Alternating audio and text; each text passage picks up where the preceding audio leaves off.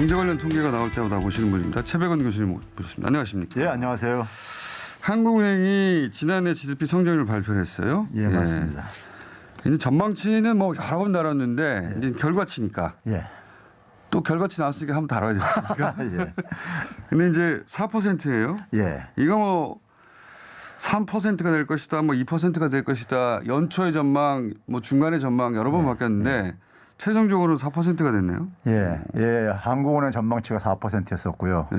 정부도 그러니까는 한 4에서 4.2%였으니까 대충 그 전망치 내지는 목표치들이 달성된 거죠. 예. 달성된 거고. 이거 못할 거라는 얘기도 중간에 있었는데. 그렇죠. 예. 그러니까 이제 그 10월 달부터 이제 그러니까는 그 세계 경기 전망들이 네. IMF라든가 OECD에서 후퇴하기 시작했었죠. 왜냐하면 오미크론이 터지기 시작하면서 다시 예, 그렇죠. 재확산이 되니까. 예. 예. 그리고 이제 인플레이션도 굉장히 높아지고 그러면서 그랬는데 그래가지고 하는데 그 당시에도 이제 한국들은 그냥 계속 유지를 했었어요. 해외에서는요. 그때 한번 다루셨죠. 예. 다른 주요 국가들은 그걸 떨어뜨리는데 예. 한국만 유지했다. 유지를 했었었죠. 예. 근데 결국은 이제 그러니까는 해외 기관들이 저 정확히 보고 국내 보수 언론들이 그렇죠. 틀렸다는 거죠. 틀렸다는 거죠. 예. 결국 그 해외 기관들이 전망한 대로 목표치대로 달성을 했는데 이게 목표치대로 달성했다는 자체가 중요한 게 아니고 요 뒷부분을 제가 여쭤보려고 지금. 예. 요거는 달성됐구나. 근데 그 목표 성장률 뭐 그리고 예상되는 이제 GDP 이런 거 가지고 예산안을 잡는 거 아닙니까? 그죠? 그렇죠. 예. 올해 이제 전해 말에 예. 내년에 이 정도 될 것 같으니까 예. 이 정도 세수는 잡힐 것 같고 수출은 이 정도 할 거고 살림이 이 정도 될 것 같으니까 나라 살림 이 정도 한도 내에서 쓰자 이런 걸 잡잖아요. 그렇죠. 그러면서 그렇게 되면 그 국가의 재정 상태가 이 정도 되겠네, 그 채무 비율은 이 정도 되겠네 이런 거 다 잡죠. 예. 그런 걸 잡아야 이제 나라 살림을 예. 기획을 하니까. 그런데 지난해 말에 그렇게 해서 잡은 국가 채무 비율이 얼마입니까? 국가 채무 비율이 47.3이었었죠. 47.3%요. 47.3%. 예. 이게 이제 1월 21일 날 그 기재부가 국회에다가 제출한 그 추경안에 보고한 수치입니다. 그러니까 작년이죠, 작년. 재작년이죠, 말하자면. 아니다? 아니요. 헷갈리네. 지금 작년도 국가 채무 비율이 예. 47.3%라고 그러니까 1월 21일이니까 지난주예요. 보고한 것. 예, 국회에다가 보고한 게 제 말은 추경 편성하면서. 제가 다시 그럼 숫자를 가지고 이야기할게요. 예. 2020년 말에 예. 2021년치 예산안이 나오잖아요. 예. 그때 보고된 국가 채무 비율이 언제? 47.3%입니다. 똑같이. 그렇게 1년 지났는데 국가 채무 비율이 똑같잖아요. 예. 추경을 2번이나 해가지고 추경할 때마다 나온 추경 반대 혹은 뭐 전국민 재난지원금 반대의 논리가 뭐였냐면 이게 이제 나라 살림이 지금 이거 나라빚이 엄청나게 늘어나가지고 이게 큰일 났다. 이거 어떻게 빚더미 안게 생겼는데 이걸 쓰느냐. 1년 지났는데 똑같은 거 아니고 지금. 문제는요. 추경 2번 했는데. 똑같은 게 아니라 하락했어요. 하락했어요, 진짜요. 추경 2번 했는데. 예. 국회에다가 47.3%로 보고한 거는요. 예. 이 47.3이라는 수치가 어떻게 나오는 거냐면요. 국가 채무액이라는 게 있잖아요. 예. 그게 965조 원입니다. 예. 그거 나누기 GDP인 거예요. GDP. 그러면 이제 965조는 팩트예요. 팩트입니다. 예. GDP를 어떻게 전망하냐에 따라서 그렇죠. 맞잖아요. 예. 그걸로 계산하면 GDP가 얼마냐면 2040조가 나옵니다. 예. 그런데 지난해 이제 이게 4분기까지 다 나왔잖아요. 예. 그래서 그걸로 계산해 봤을 때 보면 한 2060조 안팎이죠 나와요. 예. 그러면 분모가 더 20조 정도가 더 커지는 거잖아요. 그렇죠. 그러면 국가 채무 비율은 더 떨어지네. 47% 밑으로 떨어져요. 그러면은 추경을 여러 번 하고 나서도 오히려 채무 비율은 떨어지는 거 아닙니까? 그렇죠. 아무도 이렇게 얘기하지 않았잖아요. 그렇죠. 이게 뭐 40%, 60%, 80% 곧 뭐 몇 년 지나면 100% 이런 얘기하면서 재난지원금 주면 안 된다는 논리를 써먹었잖아요. 근데 실제로는 추경을 2번 하고 나서도 채무 비율은 더 떨어진 거 아닙니까? 이게 어떻게 된 일이에요?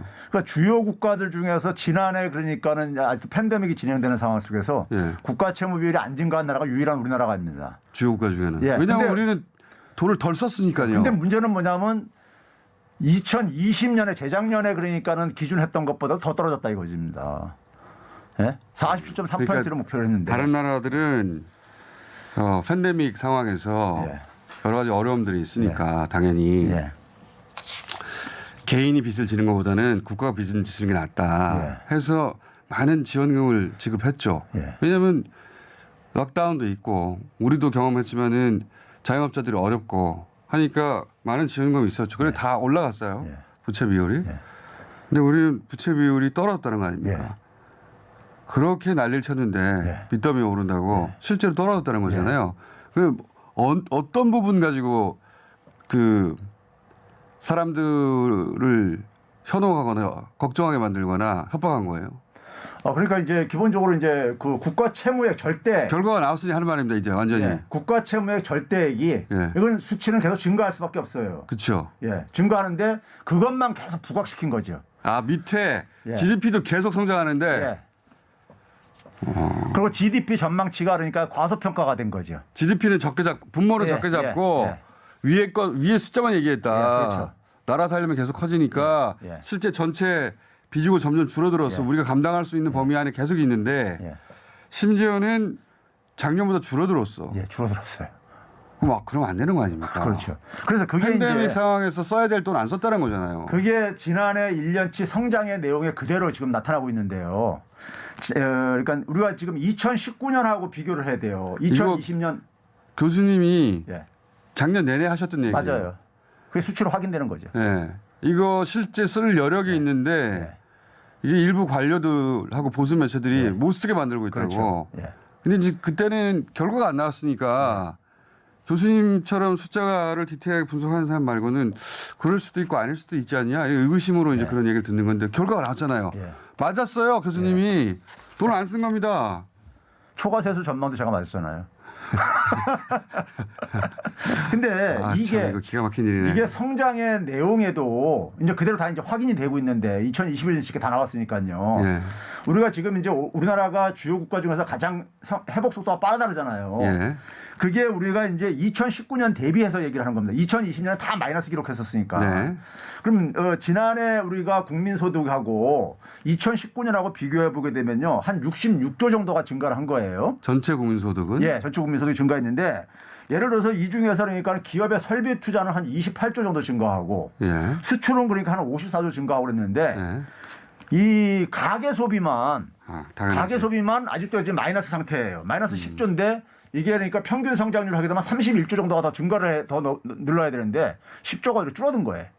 가계 소비만. 예. 가계 부분만. 그리고 당연히 그러니까 이게 수밖에 왜 그러냐면 없지. 정부가 돈을 안 쓰니까 가계 빚이 굉장히 증가했잖아요. 팬데믹 상황에서 이게 이 천대지변 아닙니까? 그렇죠. 개인이 감당할 수 없는 거 아니에요. 그러니까 다른 나라들은 나라 돈을 쓴 거 아니에요. 당연히 개인이 천재지변을 다 어떻게 감당합니까? 그 가계 소비만 회복이 안 되니까 그 돈을 못 쓰게 한 거잖아요. 예, 그렇죠. 실제 결과로서의 살림을 보니까 돈을 많이 쓰기는커녕 더 썼어야 하는 건데. 맞아요. 그러니까 지금 이제 그러니까는 예를 들어서 결과가 나왔으니까 자신 있게 얘기할 수 그렇죠. 있네. 정부 목표 한 47.3%를 유지하면서 쓸 수 있는 정부의 재정 규모가요. 32조에서 35조 최소한 쓸 수가 있어요. 그래도 47.3%가 유지됩니다. 아직도. 예. 근데 지금 14조만 쓰겠다는 거죠. 이제 계산은 교수님 계산을 믿을게요. 참 진짜. 숫자는 거짓말 안 해요. 결과로 확인이 됐으니까. 예. 그래서 교수님이 1년 내내 기재부 얘기하신 거 아닙니까? 예. 이 숫자에 대해서 가장 정확하게 알고 있는 것은 기재부인데 기재부가 보수적으로 나라 살림이니까 판단한 건 맞는데 근데 너무 폭이 크고 실제 쓸 수 있는 돈도 못 쓴다고 계속 주장하고 있다. 그래서 어려운 것은 가계다. 예. 실제로 가계가 소비를 안 하고 못 하고 있는 게 나오잖아요. 결과로 나왔어요. 예. 또 줄어들었다니까 이거 충격적. 이게 충격 이렇게 기사 써야 되는 거 아닙니까? 예, 그렇죠. 야, 자 다음에 지난 시간에 국채 수익률 가지고 한참 얘기하다가 제가 다 못 알아들어서 한 번 더 설명드리려고 했는데 시간이 없네. 이건 따분데. 이건 공부에 해당되는 거라. 예. 또 다른 수치 나온 것 중에 하나가 국가 청렴도라는 게 나왔는데 예. 이게 경제 지표하고 무슨 관련이 있습니까? 일단 이제 국가 청렴도가 일단 우리나라가 2016년 그러니까 박근혜 정부 말 때요. 예. 52위였었습니다. 한 180개 국가를 대상으로 조사할 때요. 52위. 국제 투명성 협회에서 조사를 하는데, 근데 우리나라가 이제 문재인 정부 들어서 쭉 이제 이게 개선되다가 지난해 같은 경우 이제 32위까지 한 22 정도 나니까 이게 개선 상승이 된 이게 거죠. 이제 경제하고 무슨 상관이 있습니까? 이게 이제 그러니까 여기에 대한 연구들을 학자들이 많이를 해요. 가장 최근에 나온 연구를 보게 되면요. 연구를 보게 되면은 한 175개 국가를 대상으로 해서 2012년부터 18년까지 기간을 놓고 이 국가 청렴도 지수하고 경제 성장하고 1인당 국민 소득의 증가율하고 어떤 관계가 있냐를 분석한 게 있어요. 아. 예. 이런 걸 분석을 합니다. 경제학자들은요. 청렴도 포괄적 청렴도가 높으면 예. 그러니까 이게 이제 브랜드 가치도 올라가고 예. 기본적으로. 그리고 이제 그게 결국 뭐냐면 청렴하다는 얘기는요. 부패가 줄어든다는 얘기잖아요. 줄어들면 기업들이 부패가 숨어들었다는 얘기일 수도 있어요.